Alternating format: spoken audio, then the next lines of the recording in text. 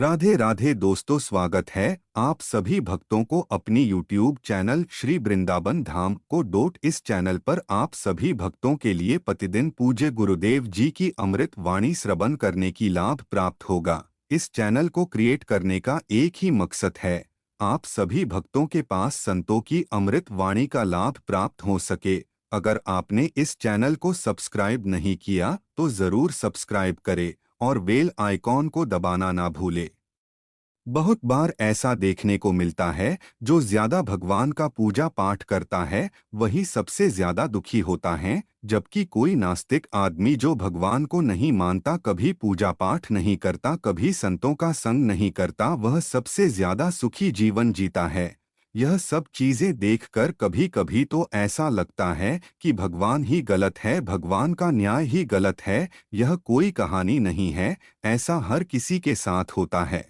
चलिए आज मैं आपको इसके पीछे का कारण बता देता हूँ। आखिर क्यों भगवान को मानने वाला व्यक्ति सबसे ज्यादा दुखी होता है, ज्यादा पूजा पाठ करने वाला दुखी क्यों? एक गुरु के दो चेले थे, दोनों ही पढ़े लिखे विद्वान थे। दोनों में फर्क सिर्फ इतना था, एक भगवान को मानने वाला था और दूसरा भगवान को न मानने वाला नास्तिक था।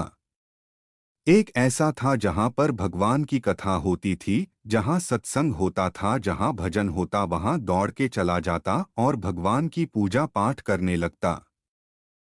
दूसरा शिष्य इन सब चीजों से काफी दूर था। वह शराब पान भी करता था, वेश्याओं के साथ गमन करता था, सारी बुरी आदतें दूसरे शिष्य में थी। पूजा पाठ करने वाला हाय दुखी क्यों? एक दिन क्या हुआ, एक शिष्य शराब पीकर अनाप शनाप बोलते हुए रास्ते में पैदल चलते हुए अपने घर को जा रहा था। अचानक उसको रास्ते में पैसों से भरा एक बैग मिल जाता है। उसकी खुशी का ठिकाना नहीं, वह जोर जोर से चिल्लाते हुए सबको बताता, मुझे आज पैसों से भरी बैग की थैली मिल गई, मेरा जीवन सफल हो गया, इन पैसों से अपने जीवन की आवश्यकताओं की पूर्ति करूंगा। वही दूसरा मित्र मंदिर से भजन करते हुए अपने घर को जा रहा था। अचानक उसकी पैर में एक बड़ी कील चुभ जाती है, रक्त निकलने लगता है। ठीक उसी समय दूसरा शिष्य भी वहीं पहुंचता है और हंसते हुए उसको बोलने लगता है, क्यों तुम ही हो ना जो सबसे ज्यादा पूजा पाठ करते हो, भगवान का भजन करते हो, क्या दिया तुम्हारे भगवान ने तुम्हें? मुझे देखो, मैं कभी मंदिर नहीं गया, मैंने कोई भी काम अच्छा नहीं किया, मेरे घर में भगवान का मंदिर भी नहीं है, मैंने कभी अपने घर में सत्यनारायण का कथा नहीं कराया, भगवान के सामने कभी माथा नहीं टेका।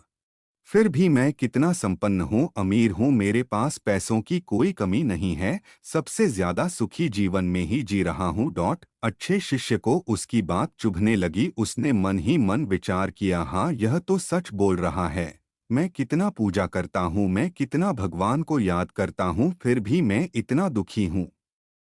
और वह कुछ नहीं करता फिर भी कितना सुखी है। इतना सोचते हुए वह अपने गुरु के पास चला जाता है और यही प्रश्न गुरु से करता है। गुरुजी मुस्कुराते हुए बोले, भगवान जो करते हैं अच्छे के लिए ही करते हैं, जिसकी जैसी योग्यता होती है। अब तुम्हारे प्रश्नों का उत्तर तुम जानते हो, भगवान ने तुम्हारे पैर में कील क्यों चुभाई और उसको पैसों से भरी हुई बैग क्यों मिली? सुनो। तुमने पिछले जन्म में बहुत पाप किया था, इसलिए तुम्हारी आज मौत होने वाली थी, तुम बच गए क्योंकि तुम मंदिर गए थे, तुमने भगवान की पूजा की थी, यही एक कारण है कि तुम्हारी मौत न होकर सिर्फ एक कील चुभी। अब तुम्हारे मित्र की बात करते हैं। पूर्व जन्म में वो एक संत महापुरुष था, इसलिए उसकी आज किस्मत बदलने वाली थी, करोड़ों के संपत्ति का मालिक बनने वाला था।